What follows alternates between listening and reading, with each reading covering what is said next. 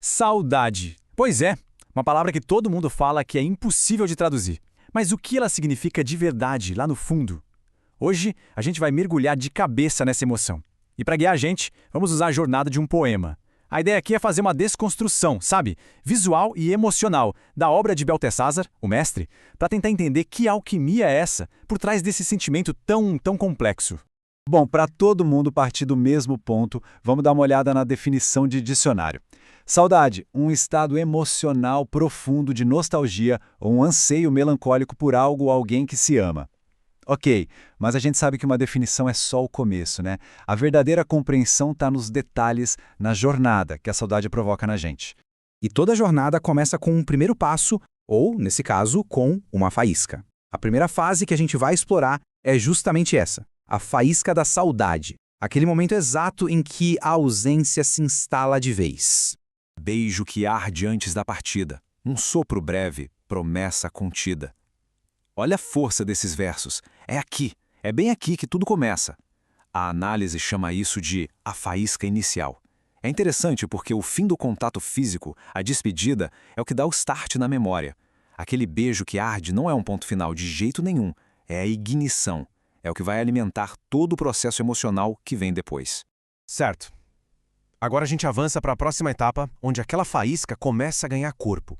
A gente entra no chamado conflito da memória. E é nesse ponto que a lembrança deixa de ser só um pensamento e vira quase uma presença. Algo que a gente sente, que assombra e que entra em choque com o presente. No verão, a tristeza se veste de luz, mas ainda é sombra que o coração conduz. O que é fascinante é que é o contraste, né? O poeta está descrevendo um conflito de estações. O mundo lá fora está ensolarado, é verão, tem luz para todo lado. Mas essa luz toda não consegue iluminar a sombra que está dentro. A saudade continua ali firme, mostrando que a dor da ausência não está nem aí para o cenário. E a memória, teimosa que só, se recusa a sumir. E como ela faz isso? Se agarrando aos nossos sentidos. Vestido vermelho, lua pálida a dançar, teus passos ecoam, difíceis de apagar. Olha só, aqui temos a marca sensorial.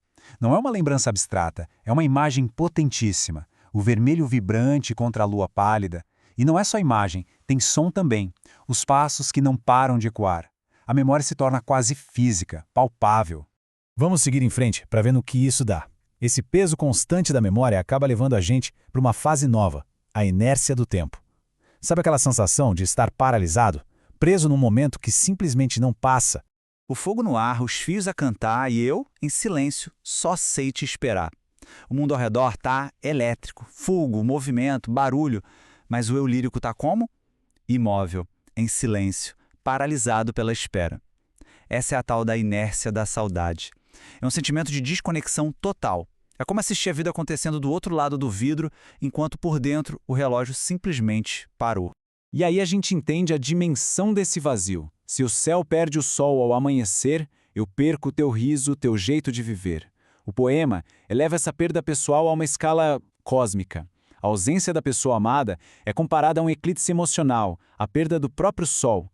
Isso mostra de um jeito genial a profundidade da dor, que parece grande o suficiente para bagunçar a ordem do universo. Mas olha, nenhuma jornada emocional é uma linha reta, né? E agora, a gente chega no ponto de virada. Esse é o momento chave na estrutura do poema. É quando aquele sofrimento passivo começa a se transformar em outra coisa, numa aceitação mais ativa. Mas mesmo na ausência, sigo a estrada, dirijo meus sonhos, tua lembrança é morada. Uau, que mudança de perspectiva, hein? É aqui que o jogo vira. O narrador pega as rédeas de volta, a estrada continua, e a memória que antes era uma assombração, agora se torna morada, um lugar seguro, uma casa. A dor não sumiu, mas ela ganha um novo significado. A lembrança deixa de ser uma prisão para virar um lar. E essa ressignificação leva a gente para a fase final, que é talvez a mais poderosa de todas, a alquimia da criação.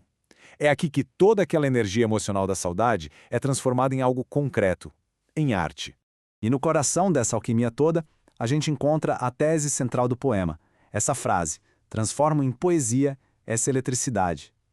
Vamos só deixar essa ideia respirar um pouco. É a essência de todo o processo. O verso completo é assim.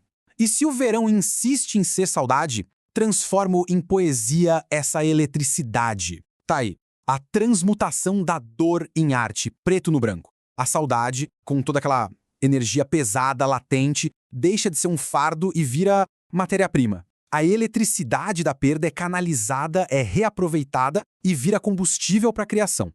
E a jornada se encerra com uma calma impressionante. Pois, querida, entre o céu e o mar, és sempre o melhor, não importa o lugar. Essa é a declaração final. A tempestade emocional passa, e o que fica é uma certeza serena. A pessoa amada é eternizada, colocada num lugar de honra que está além do tempo e do espaço. E isso traz uma paz que não se abala.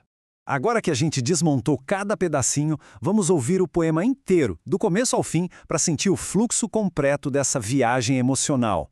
Beijo que arde antes da partida, um sopro breve, promessa contida. No verão, a tristeza se veste de luz, mas ainda é sombra que o coração conduz. Vestido vermelho, lua pálida a dançar. Teus passos ecoam, difíceis de apagar. O fogo no ar, os fios a cantar, e eu, em silêncio, só sei te esperar. Se o céu perde o sol ao amanhecer, eu perco teu riso, teu jeito de viver. Mas mesmo na ausência, sigo a estrada, dirijo meus sonhos, tua lembrança é morada. E se o verão insiste em ser saudade, transformo em poesia essa eletricidade. Pois, querida, entre o céu e o mar é sempre o melhor, não importa o lugar. E o poema termina nos deixando com essa pergunta, que é muito poderosa. Como transformar a própria eletricidade? É um convite para a gente pensar, né? A arte nasce da resiliência. A mensagem final parece ser que essa eletricidade existe em todo mundo. As dores, as saudades, as perdas. E o grande desafio, a grande alquimia, é achar um jeito de transformar isso. De criar alguma coisa a partir daí. Fica a reflexão.